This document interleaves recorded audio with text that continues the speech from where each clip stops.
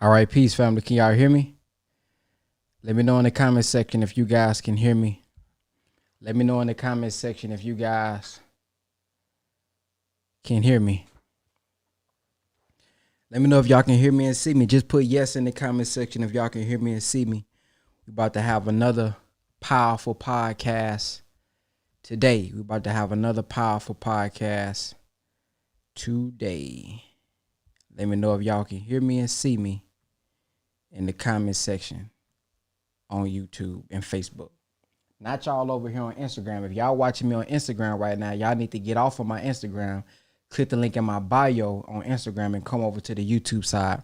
That's where we are going to have the live podcast. The live call-in show. So we are going to have a call-in show. So let me give you guys, lay it out for you guys what we're going to be doing.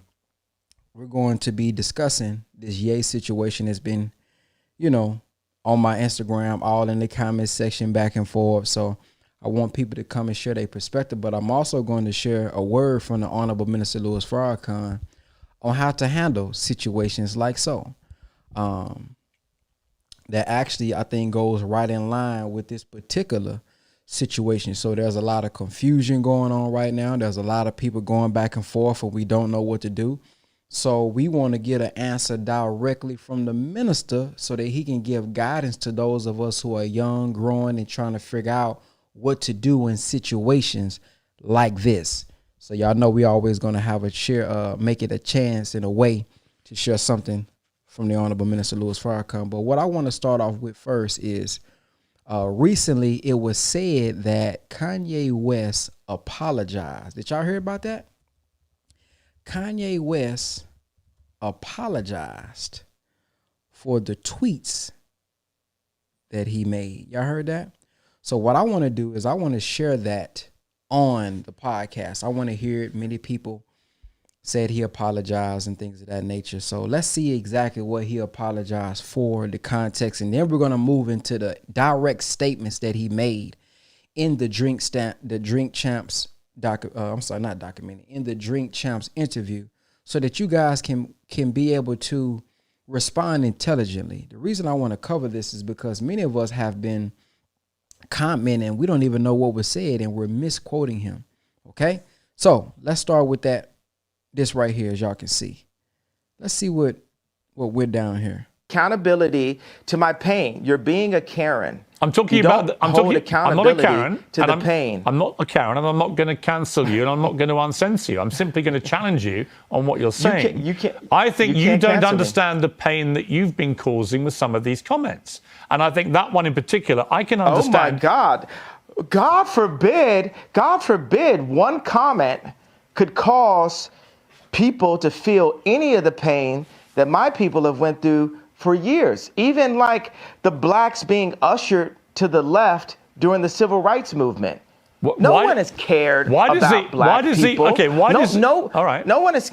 Let me say, I agree that the racism against black people has been utterly deplorable, shameful, unacceptable, and thank God the world is beginning to move to a better place about the way it has treated black people like you. However, one form of racism doesn't justify. It's almost in a better place. Well, one form of racism doesn't justify another. It's not a better place. I'm not cutting you off. I'm finishing my sentence so you can respond. One form of racism. It is racism when you say I'm going DEFCON for Jewish people. Now that's the part I want to address. This dude said it's racism by saying he's going DEFCON 3 on Jewish people. And my question is, how? Let's hear it again. One form of racism. It is racism when you say I'm going DEFCON for Jewish people. Now, many of us, like myself, probably don't even know what DEFCON 3 actually means. Well, Kanye, actually explained what it meant on the thing. He spelled it wrong. It wasn't DEAT. It's not DEFCON. It's DEFCON, DEF. But what he meant, y'all, is this. Let me show y'all what he actually meant. So this is all he means. DEFCON 3 is basically, it means increase in force readiness above normal readiness. DEFCON 2, further increase in force readiness, but less than maximum readiness. So family, for those who don't understand, all that means is he's willing to expose things in high places. And what he means by that, he's ready for the pushback. He's ready for whatever they're going to do to him. It does not mean Kanye is threatening, attacking, saying that he's going to do something to them. So this guy is saying, by him saying he's going DEFCON 3 on the Jewish media or whatever the case may be, is racist. How is that racist? All it means is he's ready at the highest level or at a top tier level. It's defensive, not offensive. Y'all see what I'm saying? So let's continue though. All right, let's continue. I was in a position where I've been hurt, and this is the way I had the right to express myself. The point of this interview is for you to question me, and then for me to answer and say, okay, even though the same rules are not applied to my people, if a person with a gun or drugs is pulled over and has three other people in the car, they're all going to jail. I'm not going to apply that to Jewish people for the sake of this conversation. Isn't that what you wanted? But you know what you did? You tried to civil rights me. You tried to pull me back to a week ago, but we're here today. There's been plenty of conversations and commentary since that, but you want me to go back to 1960. No. You want me to go back to 7 days ago. All right, let me jump in. Here's what I want you to do. I want you to reflect. Okay, so have we grown? Have we grown? Here's how we grow. Yeah, here's how we grow. I want you to reflect. No, have we grown? Have we grown? You're not in charge of my growth. You're not in charge of my growth, Chris. Okay, let me phrase it like this. I'm about to suggest to you how you may grow if you choose to grow this way. And you can ignore me. You can ignore me. Pierce, how much money are you worth? Not as much as you, sadly. Exactly. So take my advice. Maybe you'll get richer. I would love to take your business advice. Why would I listen to you? Why don't you hear what my advice is and then work out if I'm wrong? Can we do that deal? Well, the thing is, you haven't given me any credit or a moment of reflection for the comparison that I made, the brilliant, if I do say so myself, comparison that I made to the cops pulling over one black person and locking everyone up. I understand what you're saying. And my tweet having issues. Wait a second, I wasn't done with the sentence. My tweet referring to all Jewish people, I said, for the sake of this conversation, I will refer to the business people who have destroyed me and my people and my fellow creatives. But you didn't even accept that I gave you that. You tried to push me back into 1960. No, I didn't. You tried to push me back into last week. No, I didn't. Okay, do you accept that example that I gave you? I understand completely the example you gave me. I think all racism is wrong. So I feel that we've grown. I would like you to reflect. I feel we've grown. Do you feel we've grown? If you've now changed what you wanted to say originally, my question for you is, do you now regret saying DEFCON 3 on Jewish people? Are you sorry you said that? Why should he be sorry for saying that? Why should he be sorry for saying he's highly prepared for what they gonna bring to him? Why? But have y'all seen the pattern of how they always want to make us apologize? They always want to make us say we regret something. We always got to recant something.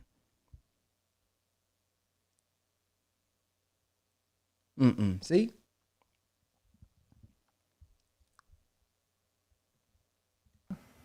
No. I think it matters. You should be. Absolutely not. You know, I will say I'm sorry for the people that I hurt with the DEFCON, the confusion that I call. I feel like I cause hurt and confusion.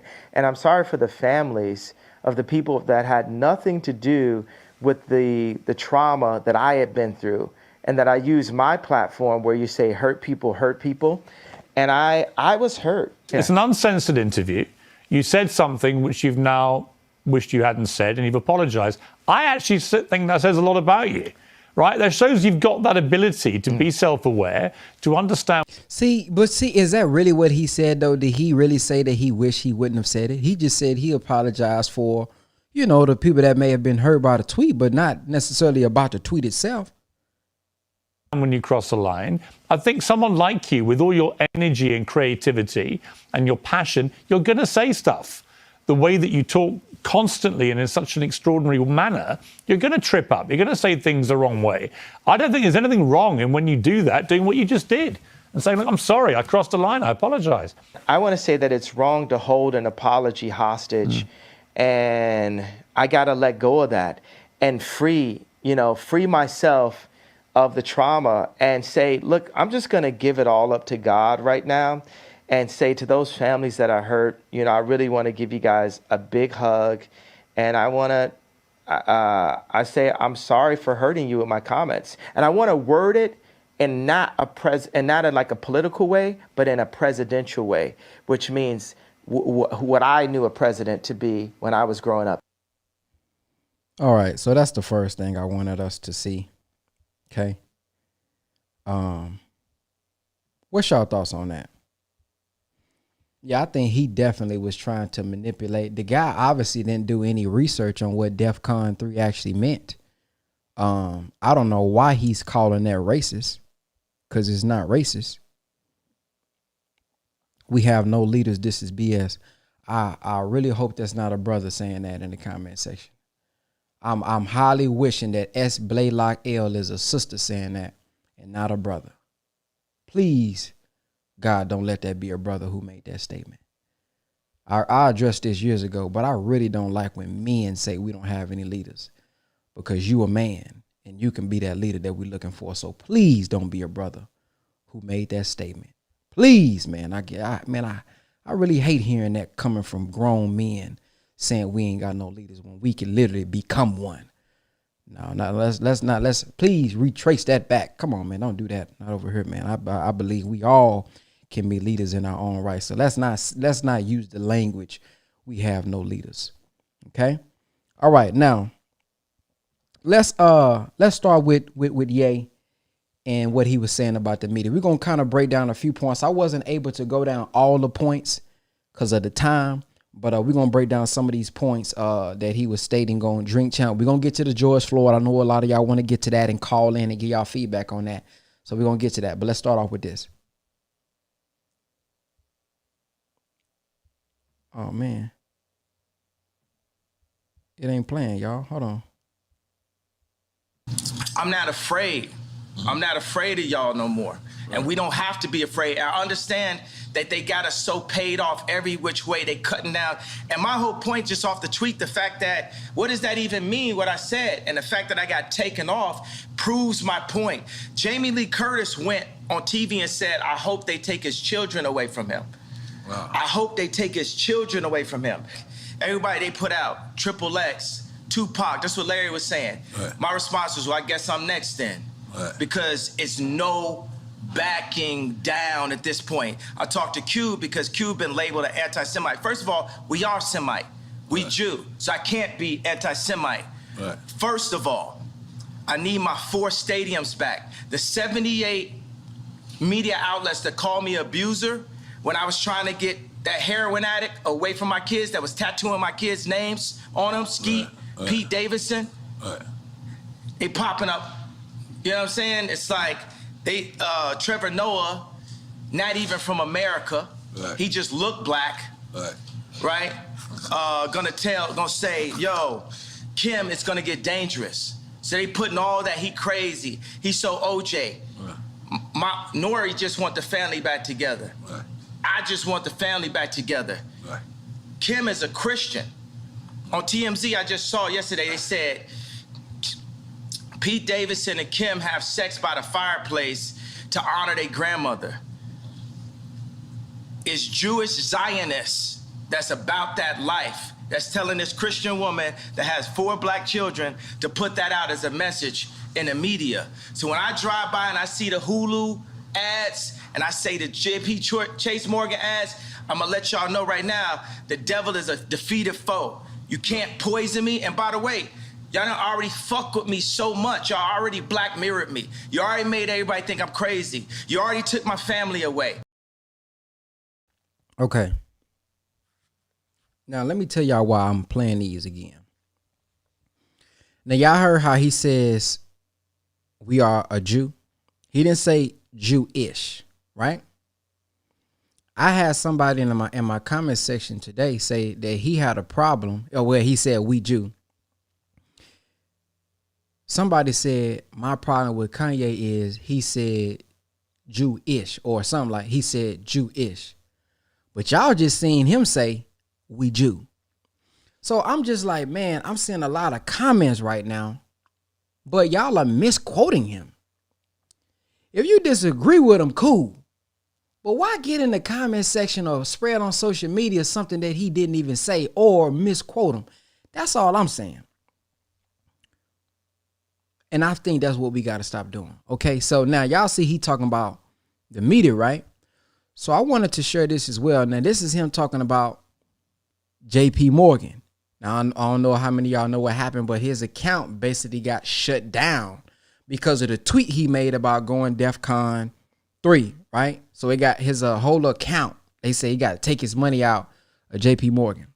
Interview. Because Mav didn't run my interview. Right. You know what I'm saying? They blocked me out. The Jewish media blocked me out. This shit lit, right? I'm lit, right? I'm lit. Right. I'm lit. You know what I'm saying? JP Morgan, I put $140 million into JP Morgan, and they treated me like shit. So if JP Morgan Chase is treating me like that, how they treating the rest of y'all? That's outrageous, yeah. And this murderers with Chase accounts. Yeah. That's what I'm saying. I am outraged. By the time people always, they want to calm it down. Because no matter what, you didn't break no law. I didn't break a law. No matter I didn't what, break a The law. bank shouldn't be a judge or jury on anything that's But going this on. it's like a social contract. Candace. Now here's my thing, man. While I'm a little, you can hear Noor here saying, but you didn't break a law. Like he's agreeing. Like he with Ye on the interview. You know what I mean? So right here, they're talking about the tweet, the so-called anti-Semitic tweet that he made. But Nuri here is saying, no, but you didn't break a law. But now we doing this whole campaign about Ye saying, oh, I apologize. I don't agree with none of it. And come on, man. Come on. Now that'll make him look crazy, like he just 100%. Now I'm not saying he all the way, but now you make him seem like what he is exposing that is true, where he wasn't wrong, he wrong. And man, I apologize for him, man. He tripping. No, he wasn't wrong for saying I'm going DEFCON 3. They took this man whole account. He's exposing things about, things in high places. So he's just saying I'm gonna be highly prepared. Ain't nothing wrong with that. Ain't nothing anti-Semitic about that. Has a word for it, I'm forgetting, but it's basically like they told Candace Owens she couldn't hang out with me. I'm here because I ain't have no outlet. I was on Tucker Carlson, right? And people, Trump supporters, they think it's so, they think it's nice that a black guy supports Trump, but it's like, would they really support me when I do? Because they said legally I'm not allowed to say what's happening in 2024. But all those people that love me when I run against, when I wore the hat, right? Would they support me? I got to say something about the hat. That's one of the things that really drove me to the edge. Talking about the MAGA hat. The MAGA hat. Right? Imagine your own wife telling you, oh, the hat's small dick energy. Meanwhile, the Clintons got them trying to get people to get vaccinated. I know somebody, I'm not going to say his name, where Kim and Chris got on the phone with them trying to get them to push the vaccination to black people.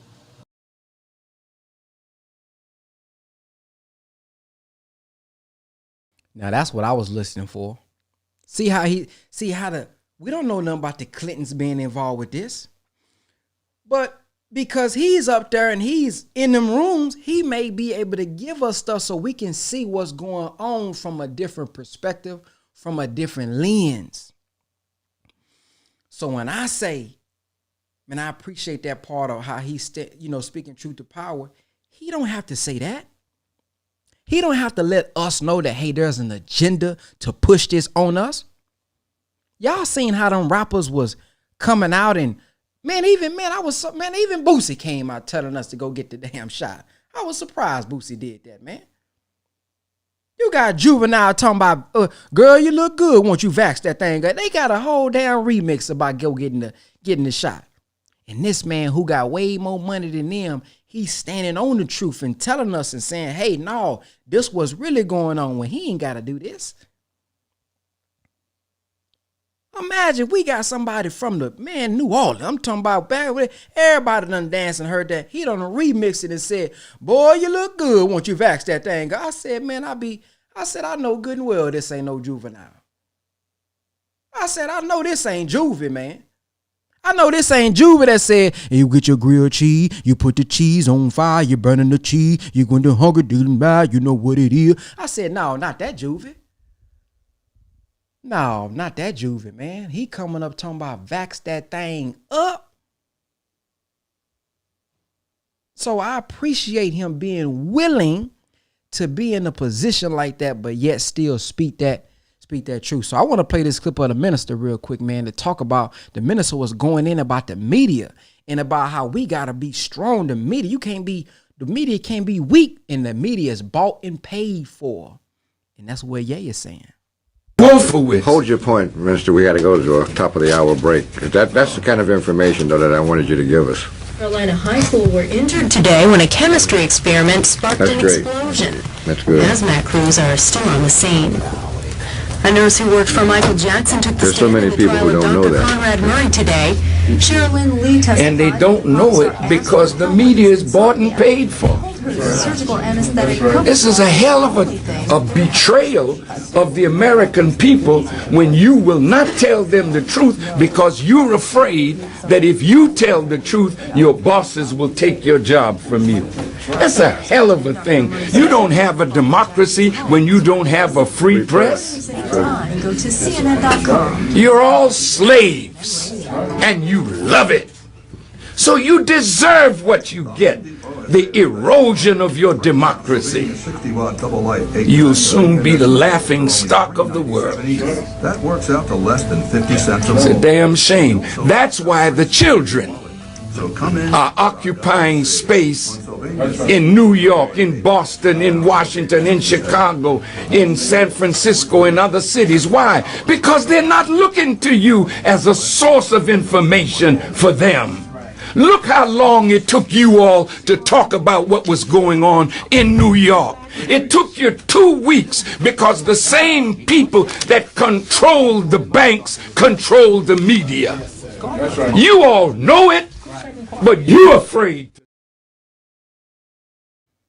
Now, who just said that?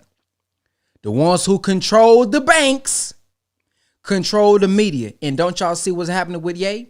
He got his bank taken from him, and he's saying they controlling the media. So he's repeating some of the things and really bearing witness through his own experience what the minister said years ago.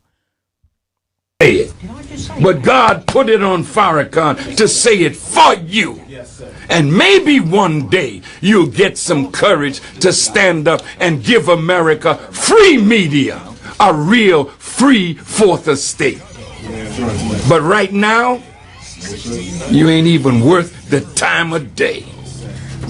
Local news headlines, traffic and weather up next on WVON. I'm glad. Hell, I'm not hiding nothing.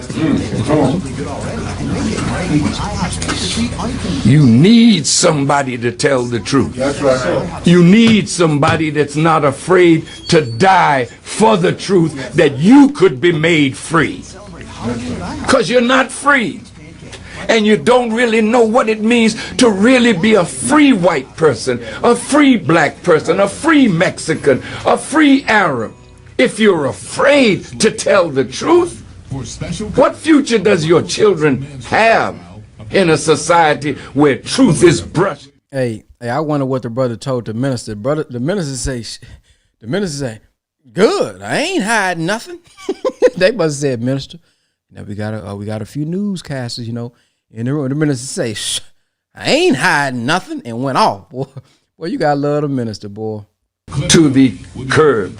I thank God for the young man that invented this wonderful technology. Steve Jobs, yeah.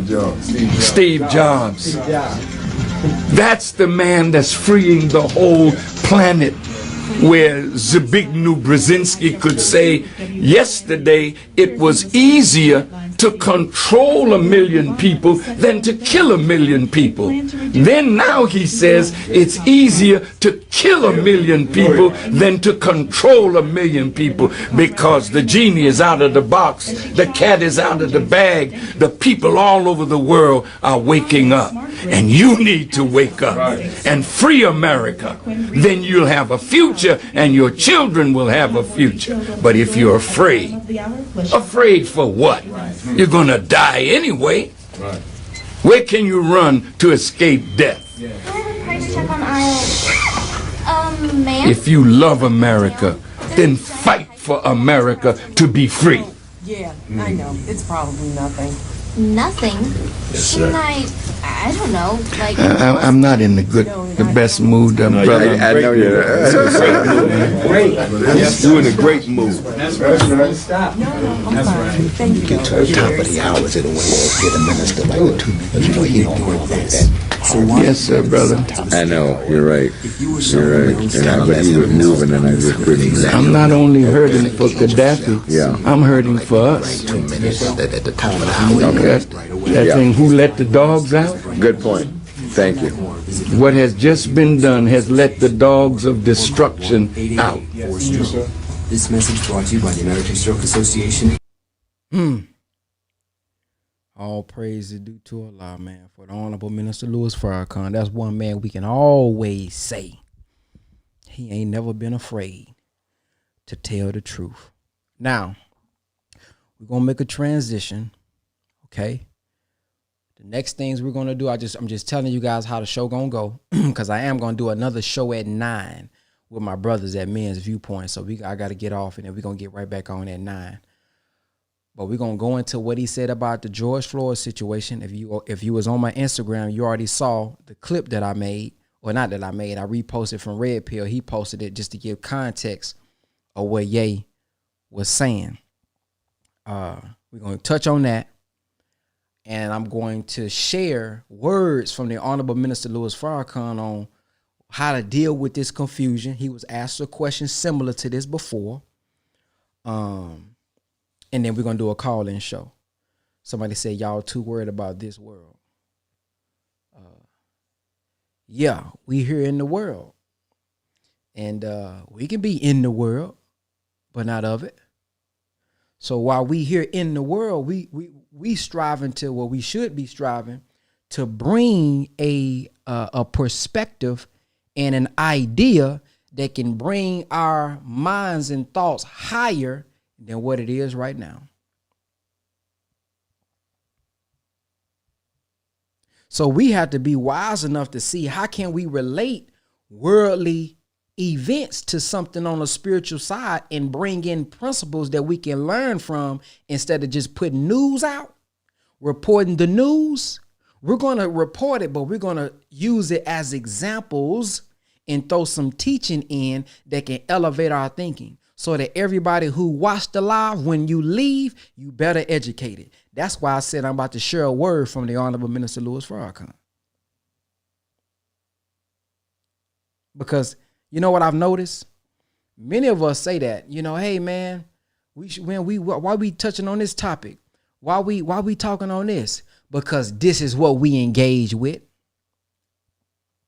If I posted a black man and a black woman coming together, if I posted a 2 black men doing business together, it wouldn't have this amount of traction and views on Instagram, the amount of comments. If I showed you a black man who made more money than he made in the past 20 some years, it don't get that same engagement. When I show you a single mother who finally learned how to produce some money for herself to start taking care of her family so that she can homeschool them, it don't get that same viewership and comment section. So we know what we like. We know we like a little drama. So maybe if we push more of that which we do like to see, if we gave more energy to that which we do like to see, well, maybe you get some more of that content. So now I'm gonna tell you what I'm doing. Now I got to give you the content that I see you really like. I see what we type we like. I hear what we say we like, but I'm also seeing what we really like. So what I got to do is I got to see how I can give you guys what y'all really like, which is some drama, some controversy, and then still put that truth in there. Because if we give you the truth, bare truth, y'all don't want it. You don't like the video. It's too boring. It's too straight. It's too good. So we like a little controversy, a little debate, and then I'm going to throw it in there. Boom, got him. Oh, hit him in the rear. Oh, got him, coach. Oh, put the medicine in the dog food for you. Here we go. So let's play the George Floyd clip so we can hear exactly what he said, and then we're gonna move forward. I watched the George Floyd documentary that Candace Owens put up. One of the things that his two roommates said was, they want a tall guy like me. They want a tall guy like me. And the day when he died, he said a prayer for, 8 minutes. Mm-hmm. He said a prayer for 8 minutes. They hit him with the fentanyl. If you look, the guy's knee wasn't even on his neck like that. When he said mama is his girlfriend. They said he screamed for his mama. Mama was his girlfriend. It's in the documentary. But something that hit me, that fucked me up when I was watching the documentary, and it said, they want a tall guy like me. When I looked at that image of him, this tall black dude. Now I gotta go back on this. Now listen to what he just said. Many people say he said he didn't die of this and that he died from this. No, he didn't. All Ye said was they hit him with the fentanyl. We don't know what Ye meant by that. I'm still waiting on Ye to tweet about it, do an interview about what he meant, but he never said, no, he did not die from this. He died. All he said was they hit him with the fentanyl. There's people literally in the comments quoting, he said that he died. That's not what he said. I don't know what he meant yet. All I heard was they hit him with, he actually said they hit him with the fentanyl. I don't know what that means. So we got to really, I'm going to play this back and we're going to analyze it because people are saying something. I seen somebody say something about 8 minutes. I don't even think he was referring to being on the neck for 8 minutes. He said that somebody was praying for 8 minutes. So let's go back to it though. Head, he reminded me of somebody that Candace Owens put. I watched the George Floyd documentary that Candace Owens put up. One of the things that his two roommates said was, they want a tall guy like me. They want a tall guy like me. And the day when he died, he said a prayer for, 8 minutes. Mm-hmm. So he's saying somebody, I guess I'm assuming a roommate, said a prayer for 8 minutes. He said a prayer for 8 minutes. They hit him with the fentanyl. They hit him with the fentanyl. What I'm asking is, and what I really want to know personally, what does that mean? Who is they? Who is he referring to? What does he mean exactly by hit him with it? What does that mean? If you look, the guy's knee wasn't even on his neck like that.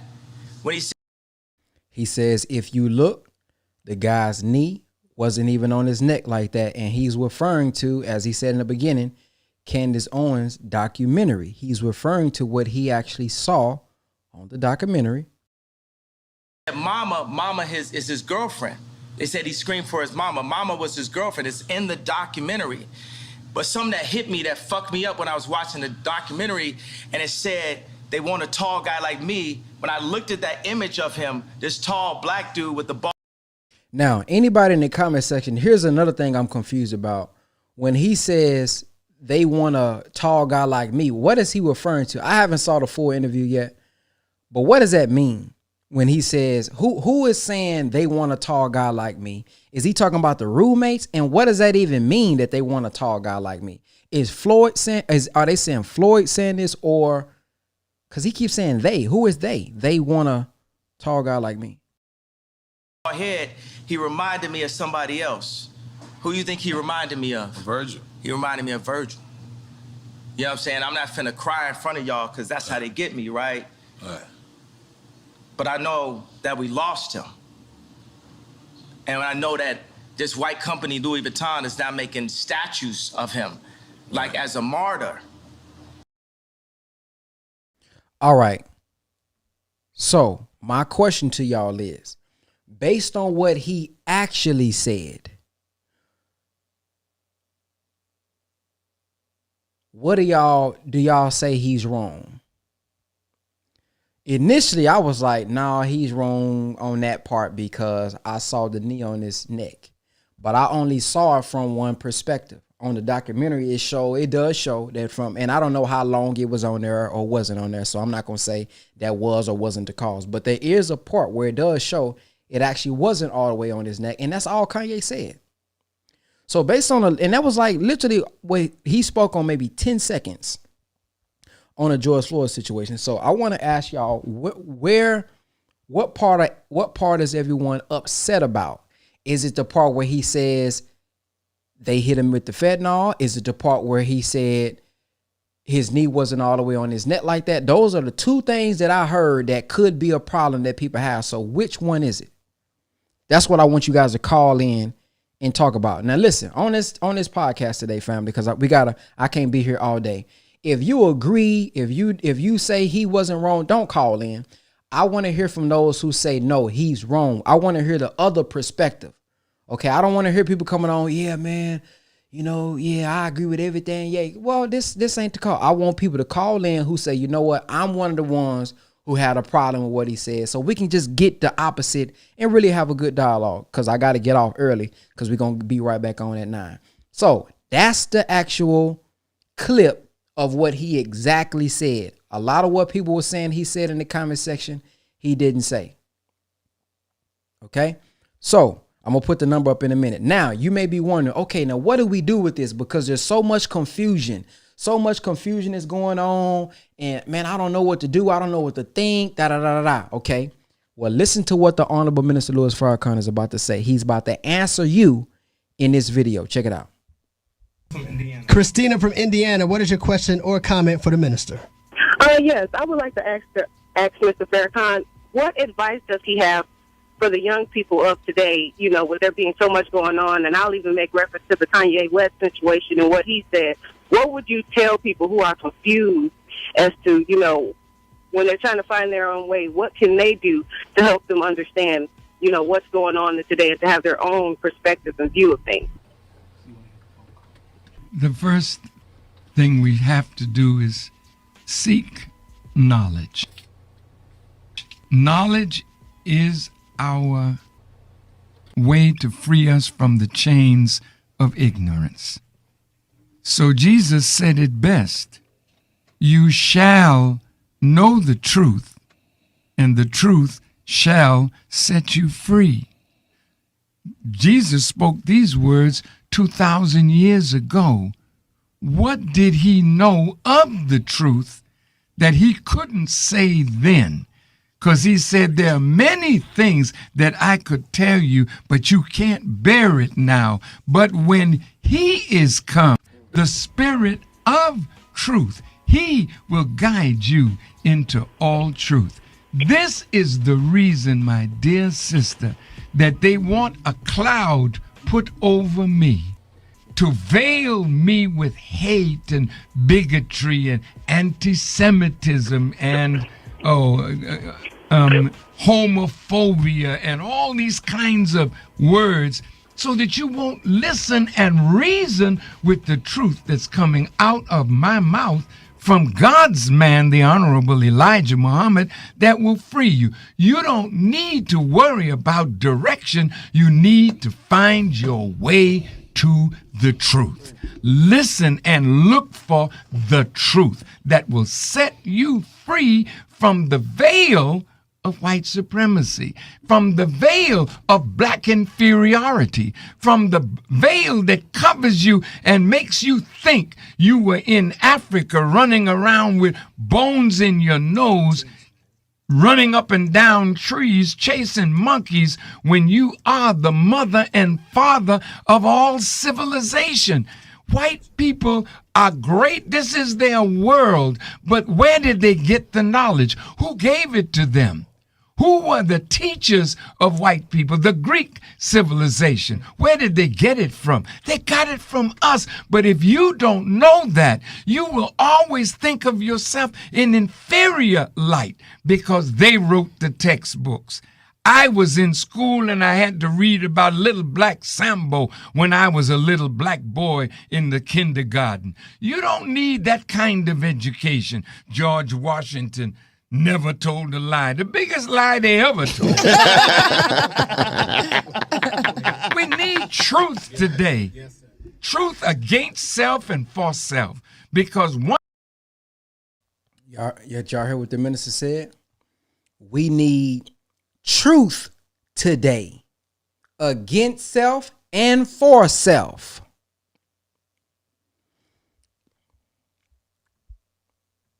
Somebody corrects us, it's our duty to fall in line with the truth that corrects our behavior.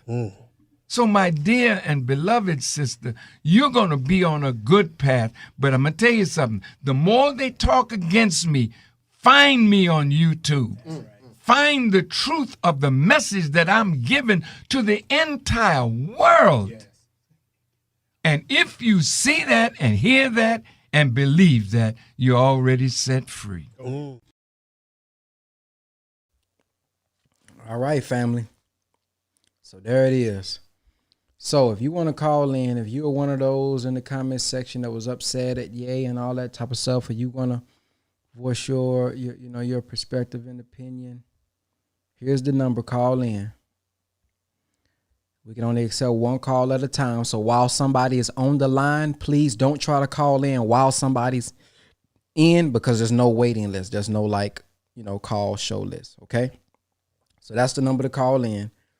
If you guys want to come get your feedback and all that type of stuff, speak your piece. Somebody said, love your show, but it don't matter. He got his knee on his body and he's in handcuffs. What don't matter? When you say it don't matter, what don't matter?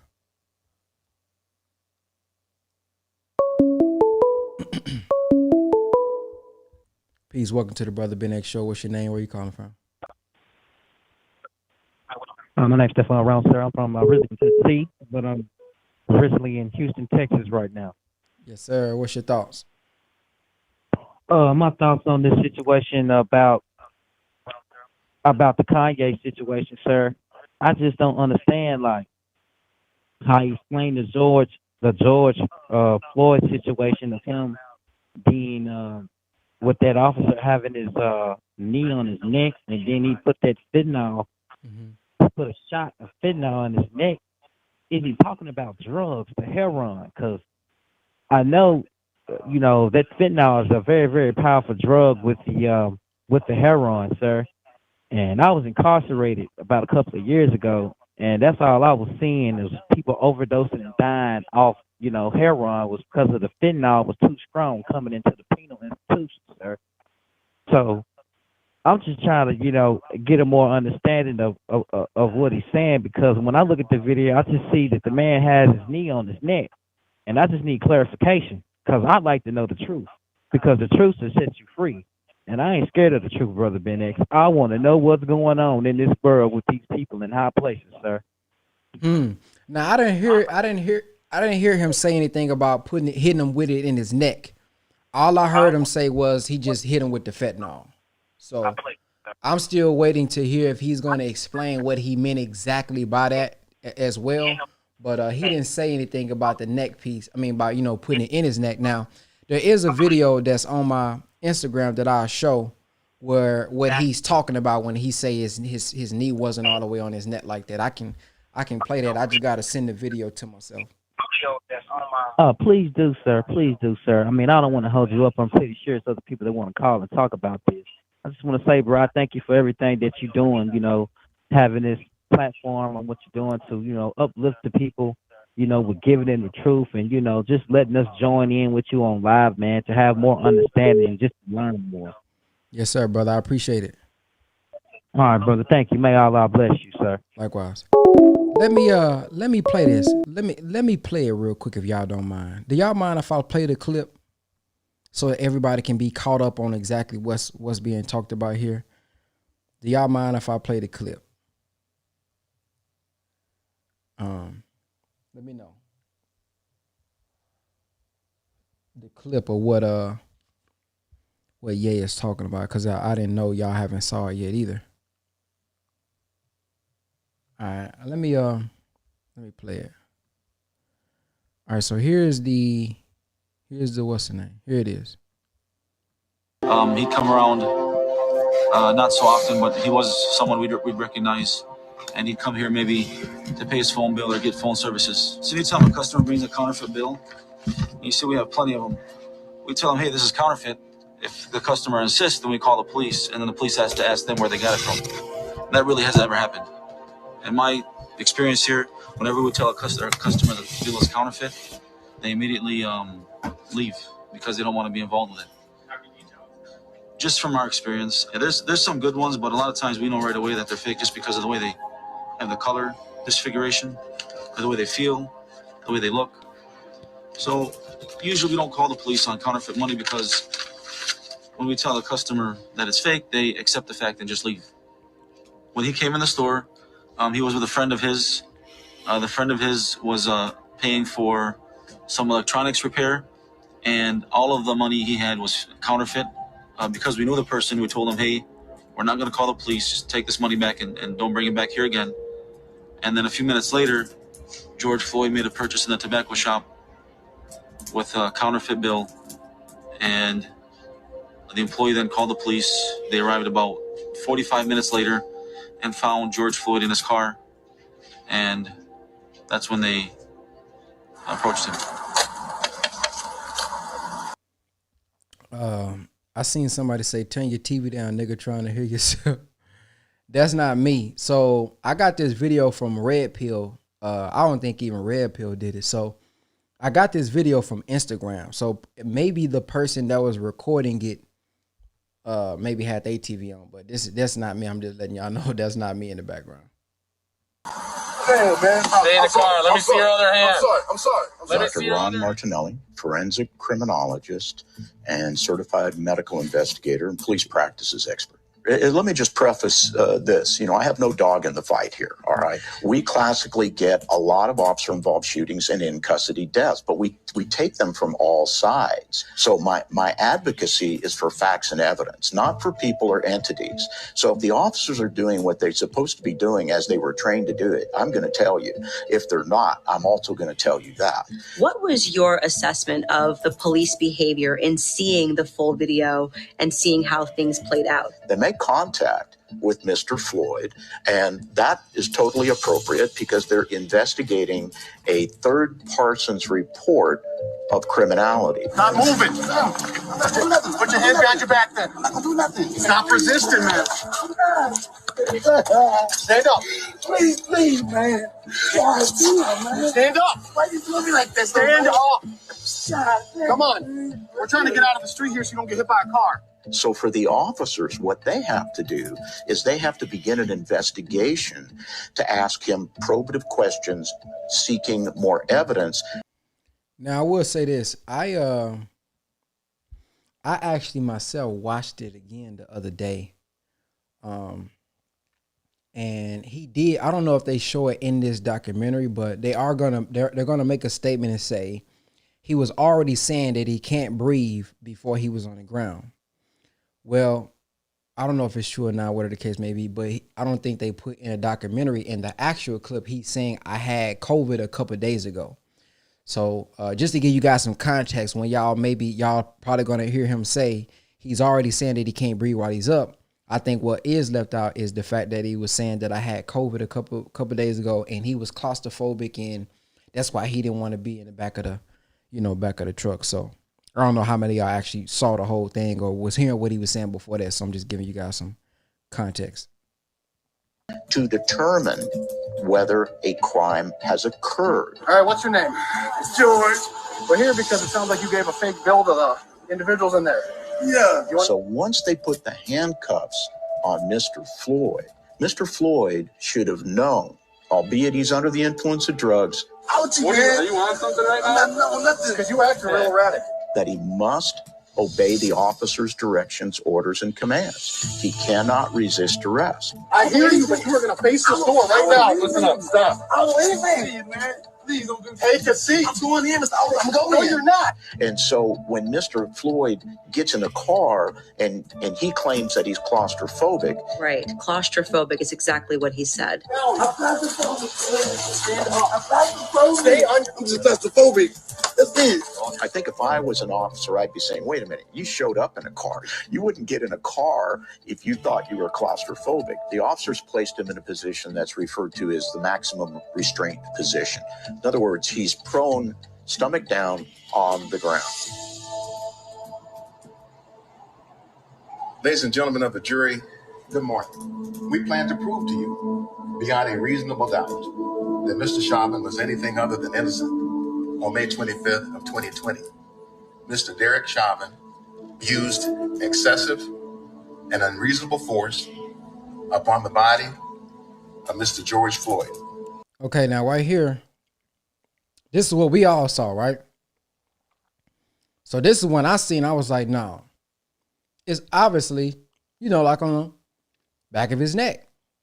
So that's the only angle, I saw, plus the other one, I think, that comes from like the building from the other side. But then there's now, there's now a police camera angle as well. Until the very breath, no, ladies and gentlemen, until the very life, were squeezed out of him.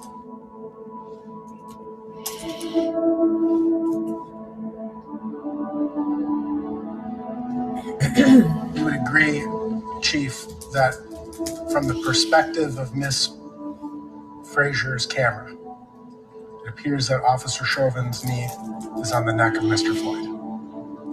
Yes. Would you agree that from the perspective of Officer King's body camera, it appears that Officer Chauvin's knee was... So this is what Ye is referring to right here. He's referring to this photo here. Well, this video is like a still shot where it's, like on his shoulder blade. More on Mr. Floyd's shoulder blade. Yes. They had to have the jury believe that it was. So that's it. We don't got to go to the other part and all that, but that's what Ye is referring to when he was saying it wasn't even all the way on his knee like that. That's what he's referring to. So before we, like he was quoting and saying things from the documentary. So versus people like going after or looking at the documentary, and the documentary is either wrong or right. They going to Kanye saying when he's actually just telling you guys what he saw in the documentary. So now that you guys see it, let me open up the phone lines again now. Hold on, don't call in yet. I got to put it up. And now share your perspective after what you've seen and things of that nature. Now, this doesn't mean that, so this is my perspective before. That doesn't mean that the pressure of him being on his back didn't help, because in my mind, I'm thinking if they say he's drugged, maybe he was, and you stressed out, and you probably fearful, afraid, anxiety, hyperventilating, you being on my back close to it, whatever the case may be, might also be a contribution to that. And so what I was saying is, well, at the same time, doctors or biologists, they may know a little bit better, but I'm just thinking in my mind, like, shoot, if you just sitting on my back and I'm scared, I can't breathe, I'm stressed out, that may add on to the fact that I can't breathe. Because this is what I said earlier on my Instagram. Some people can't breathe simply from being scared, anxiety. You know what I mean? They can't breathe without anybody touching them. So having that type of effect, if that was the type of effect that he was having, plus somebody on him, may add to it as well. So, but yeah, y'all saw the full, what's the name of what Ye saw, and that's why he said what he said. So here's the number to call in. He didn't say the guy didn't kill him. Yeah, I never heard Ye say he didn't. Yeah, so that's what I was saying, man. It was like, man, people were saying stuff that Ye didn't say. Ye never said he didn't kill him. Ye never, wasn't no agenda against George. Peace. Welcome to the Brother Ben X Show. What's your name? Where you calling from? You on the line? My name is Adrian, and I'm calling from Chicago. Can you hear me all right? I can hear you loud and clear. Excellent. First of all, I want to tell you I really appreciate what you're doing for the people and the culture. I'm in Chicago, and I'm actually related to the minister through a different family member. But the one thing I want to stress and I want to point out is there appears to be a lot of confusion with Kanye and his comments, or Brother Ye and his comments, because I've noticed we all know what he's wanting to say. We all feel, we have a feeling of what he's trying to say because we've lived it through our experiences. The problem is that Brother Ye does not have the mastery over the English language. And when you get ready to go against your adversary, if you don't have a mastery over the language, you can't formally express yourself the way you need to. And therefore, your message tends to be lost because you're doing the all-inclusive thing and you allow white people to say, oh my God, look at what he said about all Jews. Your audio is going a little, I don't know if you're covering your mic, but it's coming a little distorted. I apologize. Okay, that's but better. The bottom line is he lacks a mastery over the English language, and that has caused confusion because anytime you say all people and you make it inclusive, what you're doing is you're saying no one is excluded. That means that every single lawyer, every single banker, every single TV executive, every single CEO is that way, and that's simply not the case. And therefore your message gets lost, and they can use anti-Semitism and say that you're being racist. The very comment that he made about black people being in a car, one of them gets pulled over, there's a gun in the car, they're all going to jail. Well, then he turned around and he said, well, all Jews, or when you say Jewish, or I'm going DEFCON 3 on Jews, when you don't leave any of them out, your message gets lost because now they don't care what you have to say. You just said an entire race of people is this or is that. That's the problem.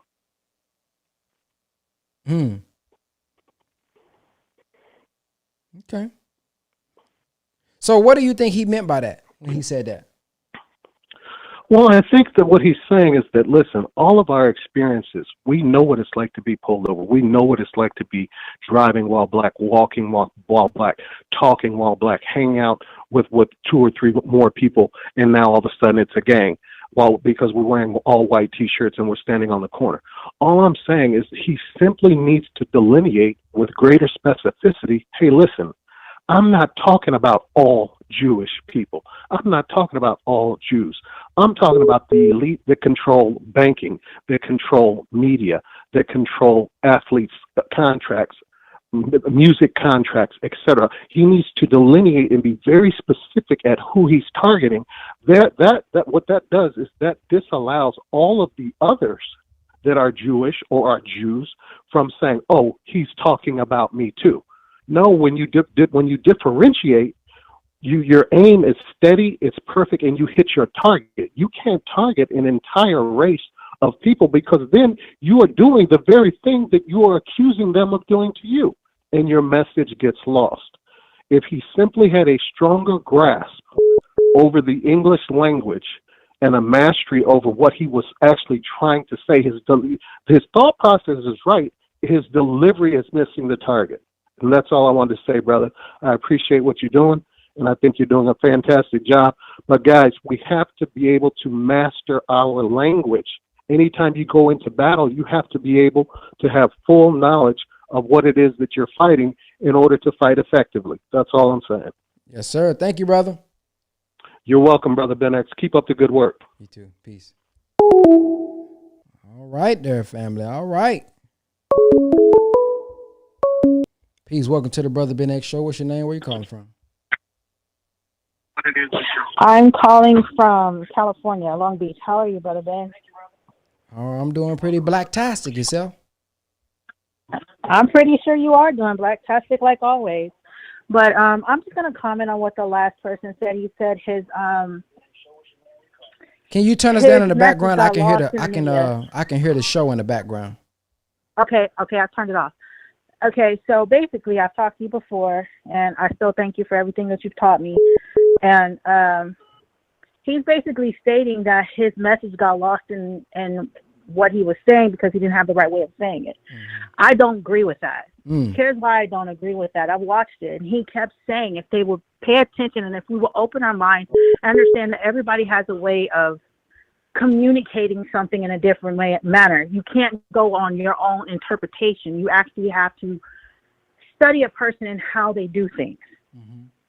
So he kept saying the Jewish media. Yeah. So basically, he's attacking the media, not Jewish people in its whole. He's attacking what we tend to do as a people, and that's to sit up here and deal with entertainment. And if you actually break down the word entertainment, then we would actually understand what we're doing to ourselves. Entertainment is broke down like this. It's something that enters the mind in order to tame it when we were meant to be doing something else. We constantly keep trying to deal with the media and what it is that they want from us and what we want to do. It's actually what he talked about also was Black independent thinking. We're not allowed to have our own thinking. They want us to be within a group of thinking. Because if we became independent in our thinking, we would be able to unify ourselves because we would understand what the next person is saying. You can't sit up here and say that I say one thing and you say another and it's wrong. Let's see how we can make our two narratives come together. Like, for instance, when he did the white lives matter, that's because it would have grabbed our attention. And when it grabbed our attention, we were going to go with the negative thought, and we were going to let something tame our mind into thinking that he was this type of person that didn't care about Blacks. And then all of a sudden, he'll tell you where he was coming from. It's called flipping the narrative. That's what Kanye's been about ever since he's been in business.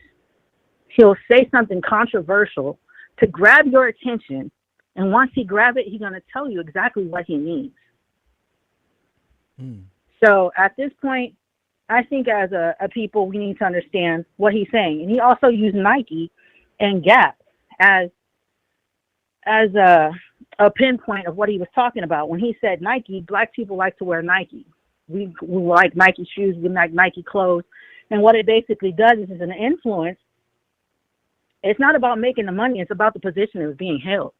The position that's being held is that, hey, if we use this person that is well known in the Black community, we can catch their attention and then internalize what we want them to know and use our media and use our commercials to do so. Just like when they gave him the deal. It wasn't about giving Kanye a deal with Gap. It was about saying, hey, to these 500, Fortune 500 companies that, hey, now we got the attention of the less fortunate and the people that they feel that they're not being heard.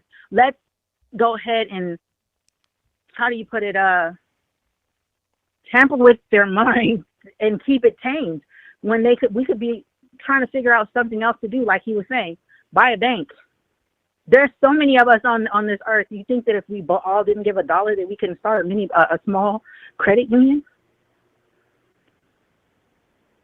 Look at the positives in it and not hold on to the negatives. That's all I'm trying to say, Brother Ben. As a people, we really need to start looking at the positive in people's messages and stop hanging on to the negative part of the message.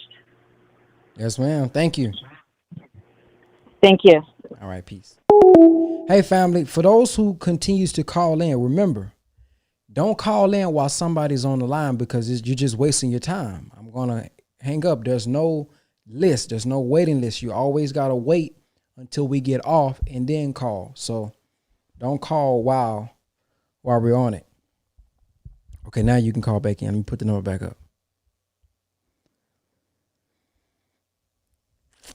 For those who have opposing perspective, that's who we want to hear from. We want to hear from those who had opposing perspectives, those who was upset about what Ye said. A lot of people that agree, that's good, but I'd rather you guys put that in the comment section. We want to hear the dialogue. We want to dialogue with those who are upset, who had a lot to say in the comment section so that your voice can be heard as well, so your perspective can be heard,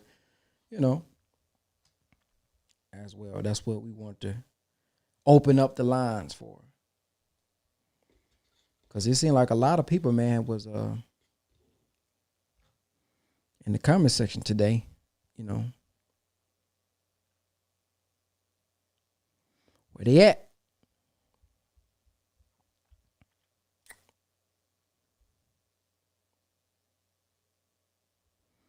Numbers on the screen. She made some great points. We down here. Peace. Welcome to the Brother Ben X Show. What's your name? Where you calling from? Brother Ben, my name is Nice. I'm calling from Kansas City. What's going on? What's your thoughts? You got it. I just had a couple of things I was thinking about. When I was watching Drink Champs the other day, you know, I got to get a little bit of what Kanye was saying from the beginning, and Nori was saying that the last time that they met, the ratings went to the roof, and then the next time the next time him and Kanye met, he was apologizing for what Kanye said. But when Kanye was on there, the first minute of what he said was, "These people are attacking me and my team." So Kanye West has a team of people that he supports and he has to feed every day. So what the media is doing is they're attacking his team of people to make sure that they don't eat anymore and they be starving. Now, these are the same fashion designers that dress Kim and them. These are the same people how Kanye West told Kim to put 2 refrigerators in her house. These are the same people the media are attacking. And if they can have Kanye lose his stronghold on what he has going on, then he can lose things in Paris and France, the people he's dealing with, you know what I'm saying, and make him lose money.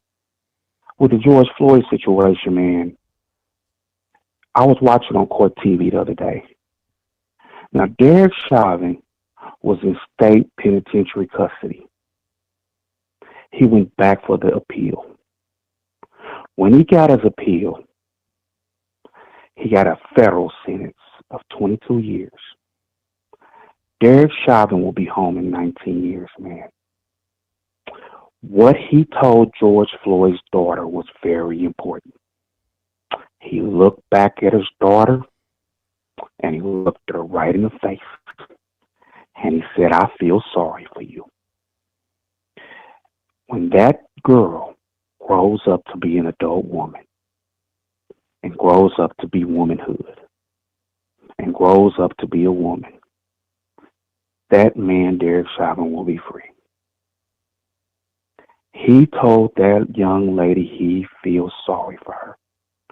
But when she grows up, her murderer will be set free. Man, if a white life don't matter, what does matter, man? How can a man like that talk to somebody's daughter like that, man? I bet if it was any person with the nation or anybody like that, and Derek Chauvin turned around and one of y'all daughters and talked to him like that, it would be an uprising in that courtroom. But yet, we still put our black community down, man. All Kanye West is trying to do, you know what I'm saying, is open doors. This man has a school named Donda that he named after his mother. That's in white suburbia. Do you think for a second that the white people want a black educated school in suburbia? They don't even want a nigga in their neighborhood. Man, the things that the media are playing out, they playing it out right in front of our faces, man. And we so naive that we don't even see them. But I ain't gonna hold up too much more of your time, Brother Ben. There's some other things I'm writing down, man, and we'll get a chance to catch up. Yes, sir. Thank you. All right. For y'all who said Kanye's live, that may be a fake one, because I seen that page today. It's saying that it's a Kanye West page. I don't think that's a real page. It's telling you to scan your QR code. That one. Is he really live? Y'all talking about this one that say Kanye West live? I don't think that's real, y'all. That one been live all day. Yeah, you talking about with the white guy? Or is it a real live? Who's this keep calling and hanging up? I seen that page today. Is that you calling and hanging up? Man, why y'all keep playing on the phone? Calling and I'm finna shut this down. Yeah. Can you hear me? Is he really lying? Y'all talking about Why you keep calling and hanging up? I'm trying to get on. Yeah, why you keep calling and hanging up though? That one been live all Can you hear me? Yeah. You gotta listen through the phone, not the YouTube. Okay, I got it. Yeah, why you keep hanging up? No, I'm good. I'm not hanging up. Okay, what's going on? What's your thoughts? You gotta. Can you hear me? Yeah. Can you turn the YouTube down in the background? Yep, I got you. All right, go ahead. Okay, so I wanted to talk. I agree. Okay, so I'm just gonna put that out there. The last person that called in it kind of appalled me because I don't feel like that guy was paying attention to anything. The police officer saying something to the daughter after her father is gone, that all means nothing. And I feel like as Black people, we need to stop getting caught in the emotion of everything and pay attention to the facts and ask people for data and ask people to give information and hold people accountable to the truth, not just a clip and then something that we see and say, oh yeah, this is the end of the story. No, that's not it. So that's wrong. I suggest everyone listening that will ever hear this or hear anything, go and watch the documentary. I watched the entire thing, and as I'm going along, because I felt the way a little bit as I was watching it through.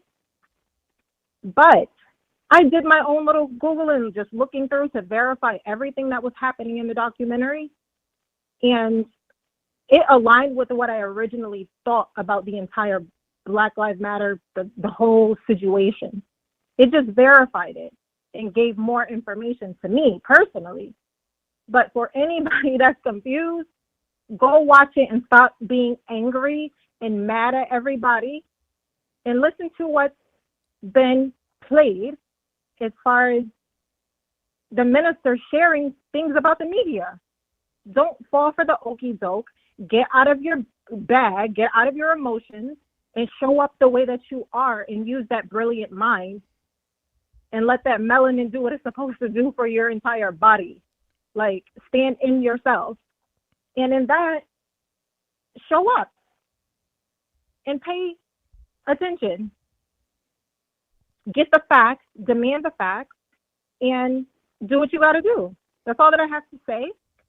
I won't hold you up either, but we got to do better, y'all. This is ridiculous. And everybody's life matters.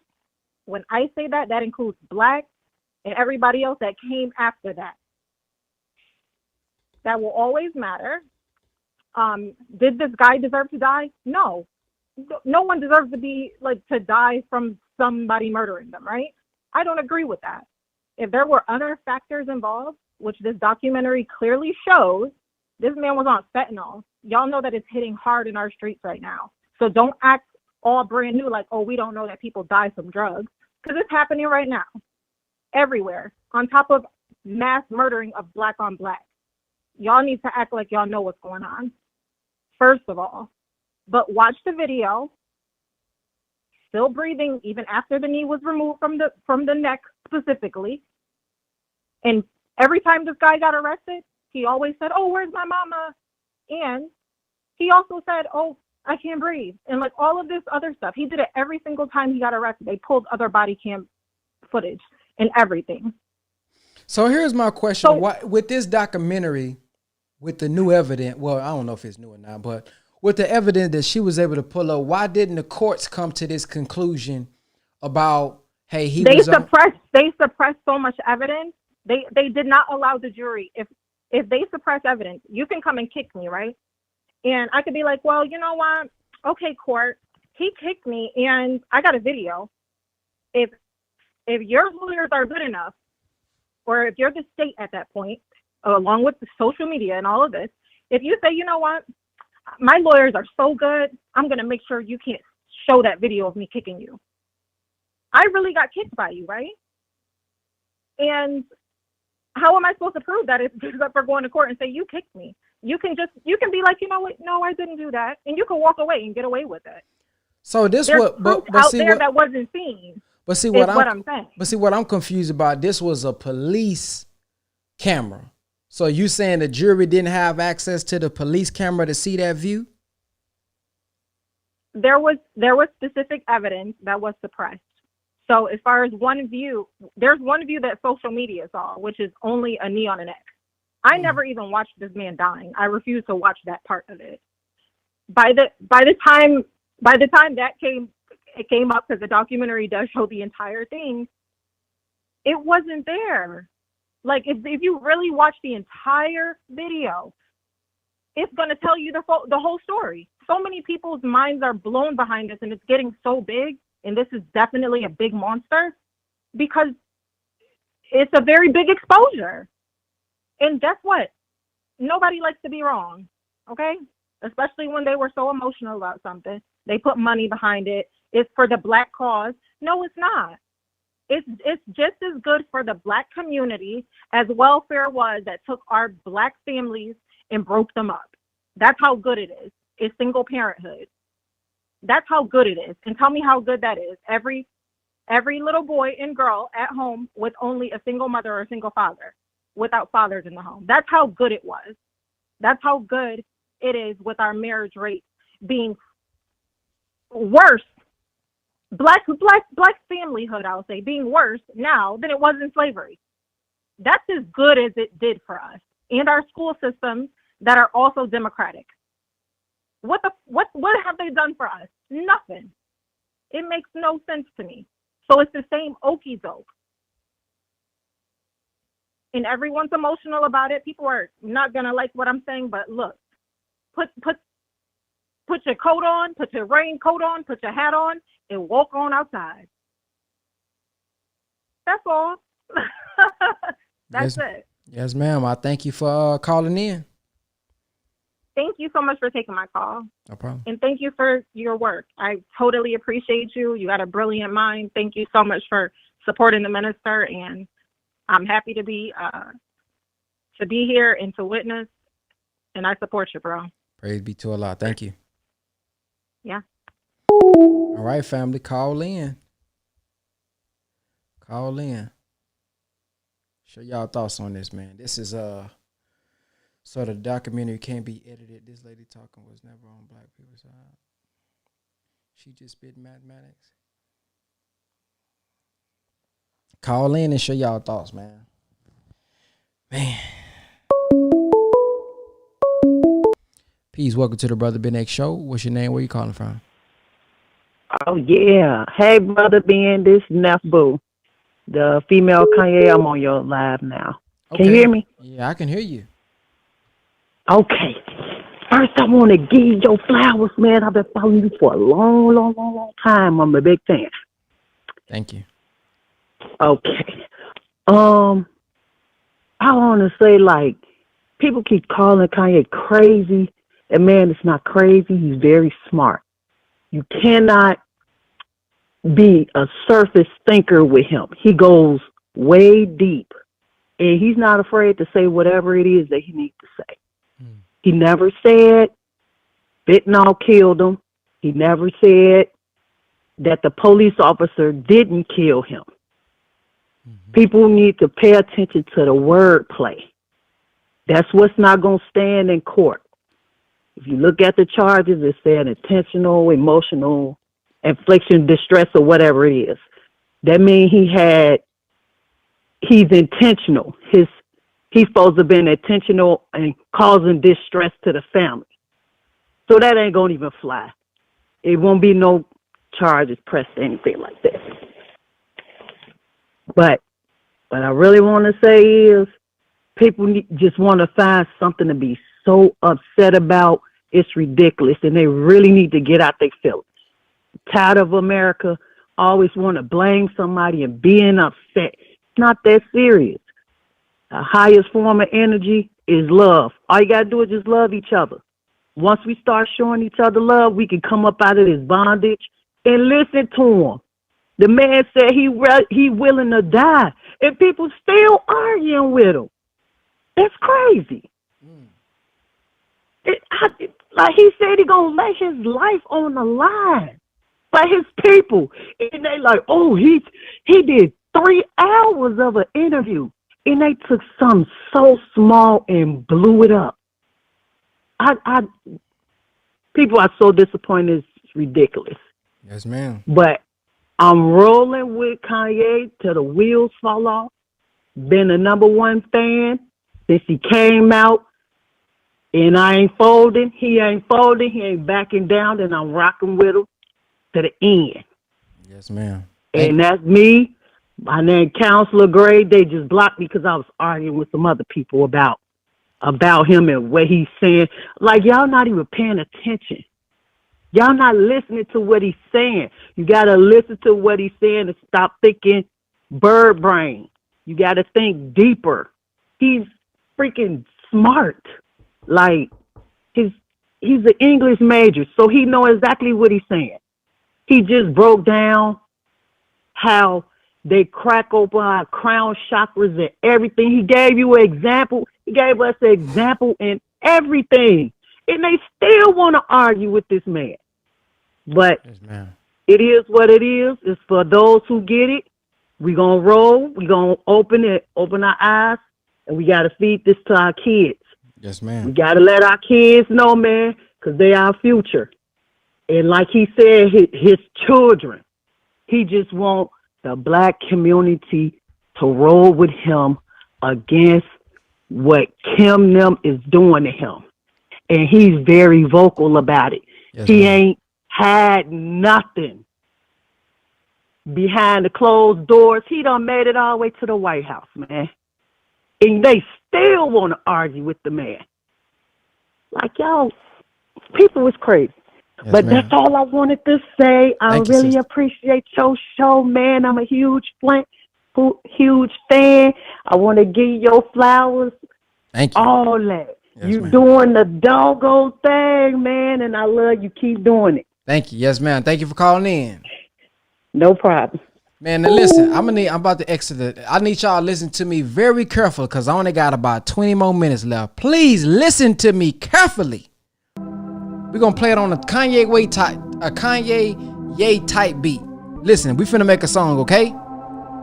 Hey, check it. What I want y'all to do is only call in if you disagree.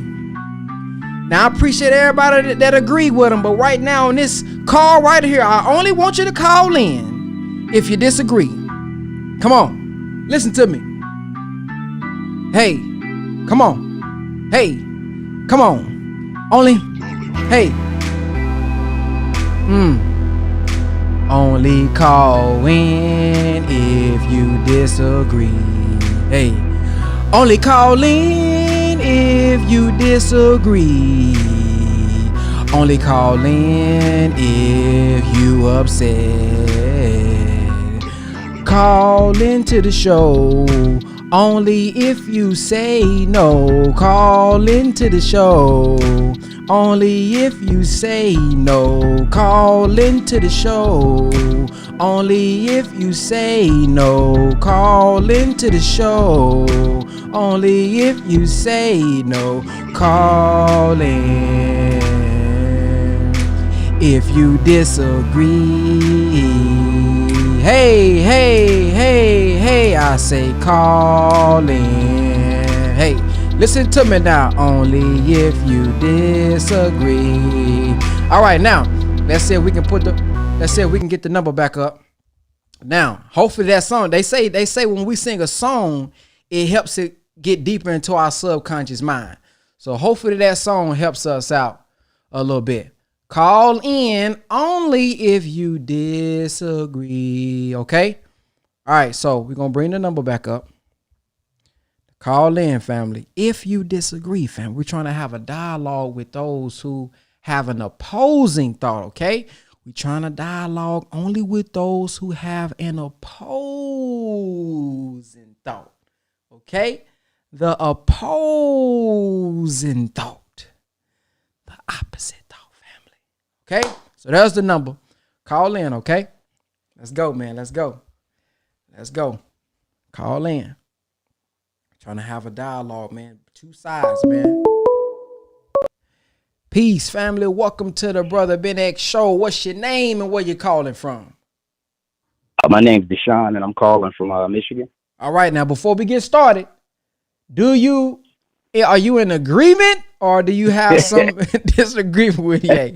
Man, look, Ben X, man, I love you, brother. I've been following you for a minute. I've been watching since the beginning, and you gotta turn me down in the background. Turn it down, man. Can you hear me? I can hear you, but I really hope you disagree now. Okay, now listen. Yeah, I've been listening since the beginning, and that was the instructions from the beginning. Yeah, man, I kind of disagree. I do disagree. I think I recall listening to the minister several times where he talks about, people speaking reckless and foolish. Now, he might have a master's in English and all of that, but it doesn't mean that he's been talking reckless, and really it's kind of a broad thing too, because I'm at a point, to me, I hear a lot of these brothers from Charleston White and all of these guys, man, they all just talking reckless, and it's just time for them to stop. I mean, I think the video of George Floyd being killed, wasn't it live streamed? I'm not sure if it was live. I seen. I think it was. Wasn't it It was a girl that recorded the video as it was happening when the officer had his knee on his neck. Oh yeah. The white lady. Yeah. So I mean, I get the camera tricks and the things that everybody says about the media and all that other stuff, but I mean, I don't know, man. I think he's being reckless. He's talking reckless. It's just none of it makes any sense. Okay, now what's not making sense though? Let's start there. What exactly? And quote him. Don't just generalize. Quote him. Well, I mean, some of the things that he said in the past, even up to now, the fact that he felt that slavery was a choice. Some of these things, man, that's just reckless. So how does he have the proof that slavery was a choice? So what about in 2022 with the interview that we talking about? With the drunk champs. Yeah, I didn't agree with that either. I kind of felt like they should have stopped them from talking so reckless about the murder of George Floyd. Okay, now tell me, what did he say? Quote him verbatim. What did he say that was wrong?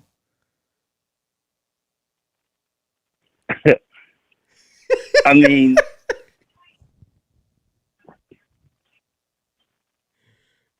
you there? I mean, yeah, I'm here. I mean, it's just trying to play back everything in my mind what he was saying. Just the fact that he didn't believe that. What you say? The fact that he said that he didn't never have his knee on his neck. That's what he said?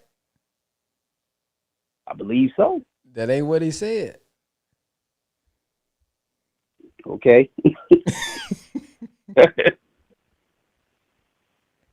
So what else? Okay, you said they should have. So you saying that's the only thing they should have stopped about, or was something else he said? I mean, he just sounds like he's talking. Okay, so what else did he say that was reckless though? I mean, the whole DEFCON 3 on Jews. I mean, I don't know. It sounds like to me he was saying, if you look up, like when you looked up what DEFCON meant, that's defense condition. You know what I'm saying? So that's getting ready for war. Okay, so if we know that they just took his, if we know that the Jewish media has silenced him and made him look crazy in the past, and he feels this way, what's wrong? How is it reckless with him saying, "Okay, I'm on high defense. I'm ready for whatever y'all gonna bring to me"? How's that reckless? I mean, I don't know. It's just stirring up more drama. Yeah, it has done that, but It's stirring up more drama, man. I mean, I think, I don't know, man. I think it's a lot more. I don't know, man. I just, like I said, I just think he's talking reckless, and it's to stir up the drama and to make, it's just the things that he's saying, Yeah, so that's what we're trying to figure out. What else did he say? So you saying that because he said that he's going DEFCON 3, which means that he's highly prepared. You say that's reckless. You said that he said his knee was never on his neck, but that's actually not what he said in the interview. So we got two things. So what's the other thing that he's saying that's reckless?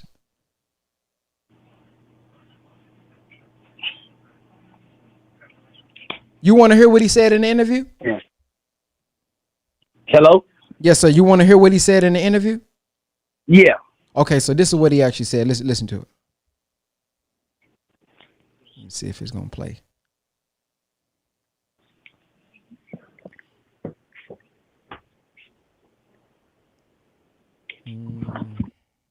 All right, it's right here. Let me see. It's taking a little while. It's taking a little while to load.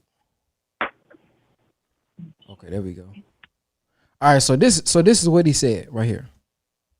I watched the George Floyd documentary that Candace Owens put up. One of the things that his two roommates said was, they want a tall guy like me. They want a tall guy like me. And the day when he died, he said a prayer for, 8 minutes. Mm-hmm. He said a prayer for 8 minutes. They hit him with the fentanyl. If you look, the guy's knee wasn't even on his neck like that. When he said mama, his... All right, so that's what he said. He said it wasn't on his neck like that. And so what he was referring to, and what I showed in the documentary clip that we showed, what he was referring to in the documentary, because he was talking about the documentary this whole little time. What he was talking about on another angle from the police camera, that it shows that it's more so like on his shoulder blade versus his neck. Okay. Yeah. I don't know, man. I watched some of it, but I guess when he just started, going in on the family and I guess some of the comments, that he was making to, I guess about the mother, I mean, I get where it seemed like they should have just like, hey man, the man's dead, Mm-hmm. Yeah. I don't know, but it's I appreciate you taking my call. Say my piece. I've been watching the live the whole time, and I just wanted to get in, and it just seemed like everybody was not following what you were saying. When you said he went in on the family, are you talking about the Kardashians, or are you talking about the George Floyd family? The George Floyd family. What did he say about the family?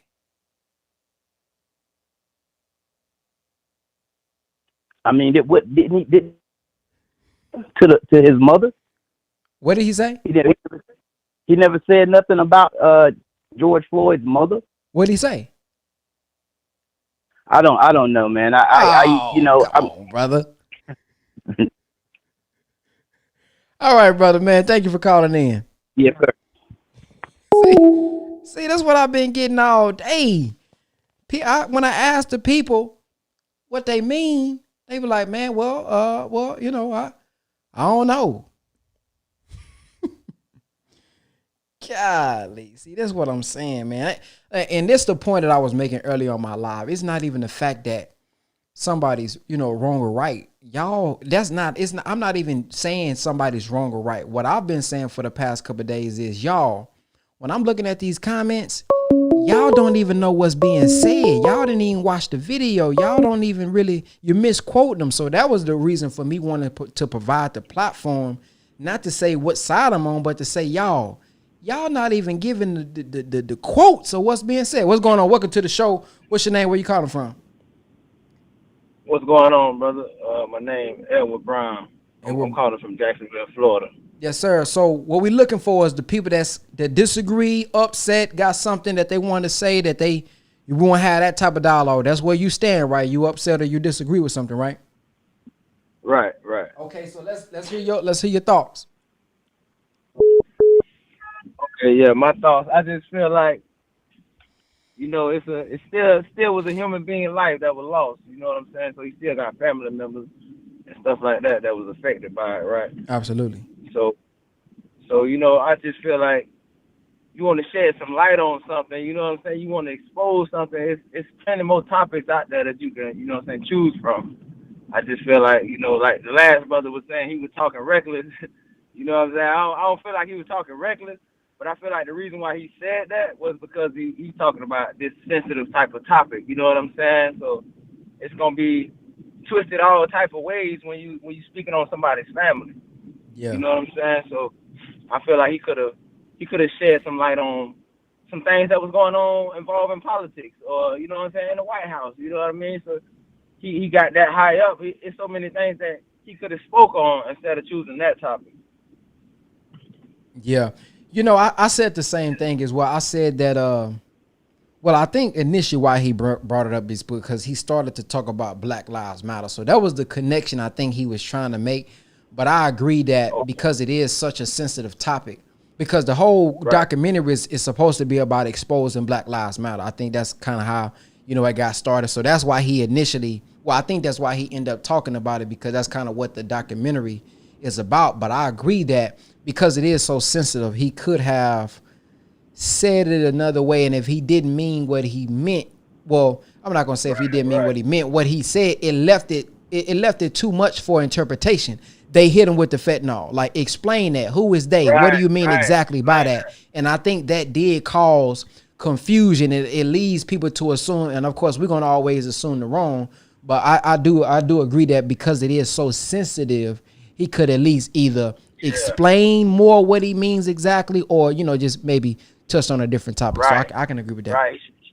Right. He should have been a little more careful with it, because he even admitted in the interview, if you go back and listen, not in the part that you played, I think it's in the Drink Champs interview. He even admitted that he didn't. He even admitted that he didn't understand who they was. You know what I mean? He's speaking so loosely. You get what I'm saying? Like, he was just saying that he can't pinpoint who they is. You get what I'm saying? So he didn't really have all his facts together. So that's why I disagree. You know what I mean? So if you're gonna put yourself in that type of position of leadership and trying to give people the truth, you got to have all your facts together. You can't leave people out there guessing, and you know what I mean? So especially if you want to speak on this type of topic about somebody's family member, you know what I mean? You're basically telling them that he didn't die the way you think he died, but you don't have all the answers of how he died either. So it becomes, you know what I'm saying, a little bit rude, a little bit disrespectful to come with that type of topic without all the evidence. Mm-hmm. Yes, sir. Well, man, that's why I feel that the family is mad. Yeah, I feel that. Yeah. Yes, sir. Yeah, man. But I appreciate you letting me coming on too, man. I appreciate the time. Yes, sir. Likewise. Yeah. Loosely talking about the peace. Welcome to the Brother Ben X Show. What's your name? Where you calling from? Good afternoon, brother. Peace and love. Peace. Can you hear me? It's a pleasure talking. Hello? Yep, I can hear you. Yes, it's a pleasure talking to you, man. Appreciate it. So about the Kanye West, man. I feel like with him is really like he's one of the clones they created, and he so woke like came back from the second place. Now you said this one of their clones. Now what drives you to say this one of their clones? Well, with him, there's many artists, celebrities. They created them in the lab, and also there's two type of clones. There's ones that they create in the labs, and there's ones they create the clones in their mind. They like to school. They program their mind, right, and they took away their soul. So what I'm not asking you what they did. I'm asking you what leads you to think that he's one of their clones. Well, they let him went through Hollywood all these years, and even the family. There's many celebrities. Well, it's basically his actions. His actions show me that he's a clone. Sometimes I can see like that's not him. A lot of little things he'll say, and then he'll come back to it. So what actions did he do to make that leads you to say, man, this is one of their clones? Well, it's really the bipolar. Sometimes he come back to sometimes I feel like it's two different persons. Okay, give me an example. Give me an example of something that he's done or said that's been bipolar. Well, the Ellen DeGeneres show, many interviews, and then out of nowhere, the man just went on stage when Taylor Smith and just talking to Mike. That's not a normal people thing. A lot of these celebrities, they create them for agendas. Even him out of nowhere, to designers. I know he's a very talented man, but all these billions, all these, even him with the Kim Kardashian family, I feel like all that is agendas. And what's the agenda? And the first one I think is distraction. There's a lot of distraction going on. They can bring anybody to distract you from what's really happening. I know the Jewish is a major part right now, but in reality, none of that gonna be matter soon. So what do you think? Ye is they got Ye. So you saying who? And then when you say they, you talking about the government? Well, some people can say the word government, but there's a higher power than government. Illuminati. And whoever control the government, there's people that controlling the government too. Who? You know what I'm saying? You talking about the Illuminati? Right. There's higher powers. There's rituals. There's agenda. And a lot of time, one thing about the clones, a lot of time they'll go to sleep, right? And they'll give them downloads. Just like we get downloads spiritually. Now, how where you get this information from? Did you see this? Did they let you in on this secret information? How when they go to sleep, they give them downloads? Where you get this from? What? No, trust me. I did a lot of research, and I heard many people's stories. Like there's a lot of people you think they walk among us. Yeah, but where you get this from? That right there. Where you get that from specifically? That clones go to sleep. When they go to sleep, they get downloads. Yeah, where you get that from? There's a lot of documents. I learned that from people that's teaching and speaking. Who? From that. Well, I have a master for sure. His name is Sargon the Great. He teaches on Instagram, also on YouTube, and Bobby Hammond. I listen to Dr. Valentine. A lot of these guys, they really give this perspective about all this the time we coming in, especially Bobby Hammond. The time we coming in about these clones, they're a big distraction. So what's it? So you got this information from somebody on Instagram that they fall asleep and then they put the downloads in them. No. Not I didn't say from. I'm saying a lot of information I put all together. But I do get a lot of information from Instagram. Just like you, I get a lot of information from you from Instagram. Yeah, but that's top notch secret star. For you to know how to so how does he know that when they how does he know that they put these celebrities when they go to sleep, they put down. Now what does that even mean? Are they putting downloads through computer chips? Are they plugging it in their head? What's the process? No, you see, it's all spirit. A lot of times when you go to sleep, you go to dream. Some people think it's dream, but reality, you go to a different world. So they putting them. They got where they get the spirits from. Let me ask you this: you ever watch this? I used to go watch that show, The Westworld, because they put a lot of secrets in movies too. But it's for you to get see it with your third. Some people say third eye, but first eye. With your first eye, with your higher conscious. But once you tap in more to spirituality, you gonna see a lot of things they put in movies. It's really reality.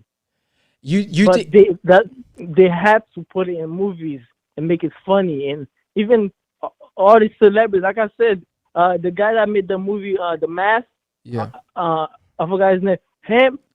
He exposed a lot of things, but he's the Joker. But he has to say in a funny way. Dave Chappelle, all these, a lot of them are clones. You think they cloned you when you were asleep? Me, no, because I have a soul. So how you know you got a soul? How you know? Because I'm connected to the source, to the higher self. Like, I have a soul. So how you know Kanye don't got a soul? No, Kanye. A lot of the celebrities, once you sign a deal, they make you do sacrifice. So when they signed a deal, they took the soul out of him.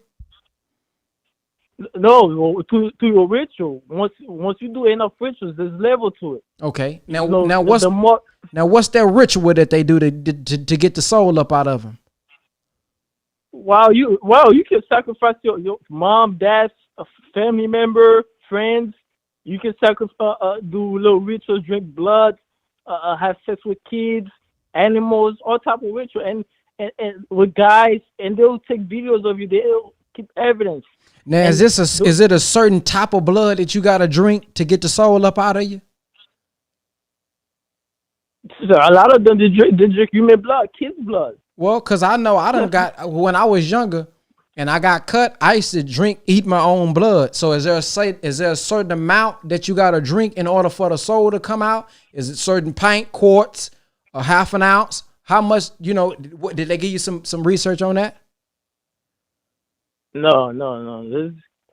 Because if I got cut, I drink it. Yeah, kids it's just. But when you drinking somebody else's blood. Oh, somebody. You know what I'm saying? Right. Of course, you're not gonna drink your own blood, man. Come on. When you're drinking somebody else's blood, you're drinking a kid's blood. A lot of them, big higher, like I heard, especially the Elizabeth that just died, Queen Elizabeth. I heard she drink a lot of kids' blood. They stay young like that. There's a lot of vampires among us, man.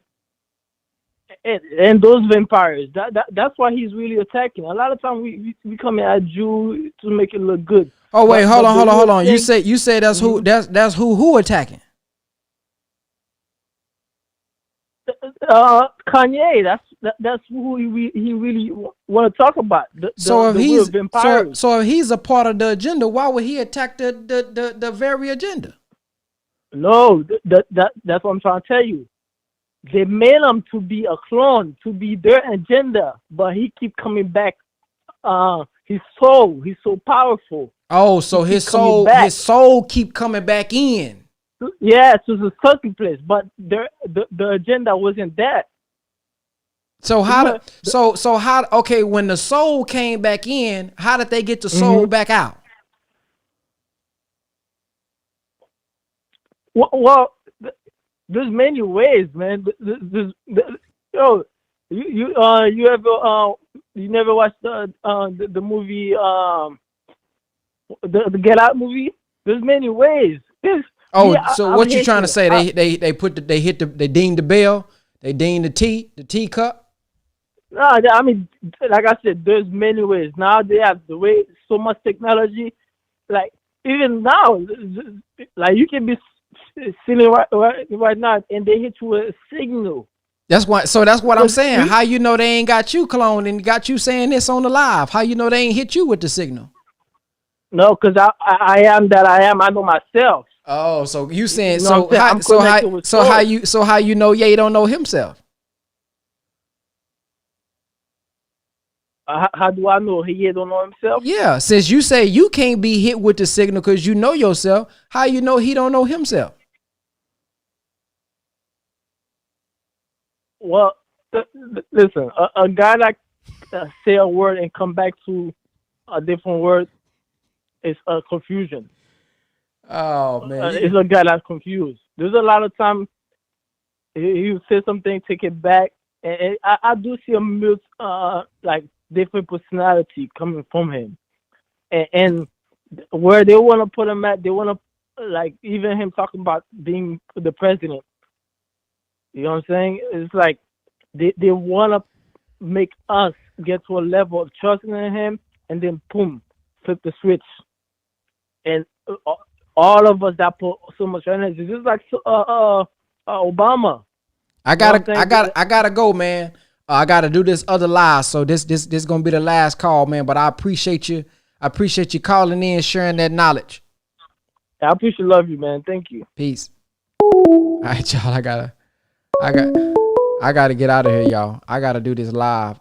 So I'm about to. We gonna be back on live, but it's gonna be me and a couple of brothers. So I don't know if y'all used to follow us. Men's Viewpoint. We had a show that we was doing, man. So we're gonna do a lot of show. But this is why I gotta bring this podcast back, man. See what I'm saying? We got people saying, yay, soul keep getting sucked out and sucking back in, pause.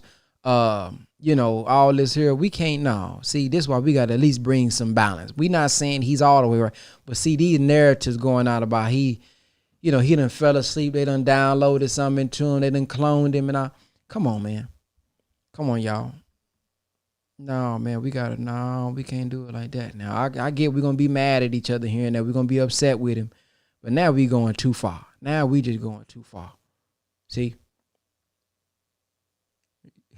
Somebody say, so deep, even Brother Benez can be a plant agent. Yeah, I am an agent. You're right. I am an agent. I'm a striving agent of God. I ain't perfect now, but, man, I'm striving agent. I'm an agent of God. I got the soldier of God suit on.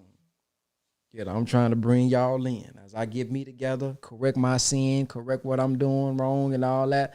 I'm an agent trying to bring you in, but I ain't gonna bring you in to get no downloads on you though. We gonna download that final call to your head. We gonna download some news you can use, download the minister YouTube video, but I don't know about that putting you to sleep and downloading that spiritual chip in you. But we gone, family. Y'all have a black-tastic night. I'll be right back. Subscribe to this YouTube channel. We're going to be right back, but it's going to be me. So this podcast is with me and some other brothers. So actually, Trey Blu-ray, he's the host of this podcast. I'm just a part of it, but we're going to do it on my channel. I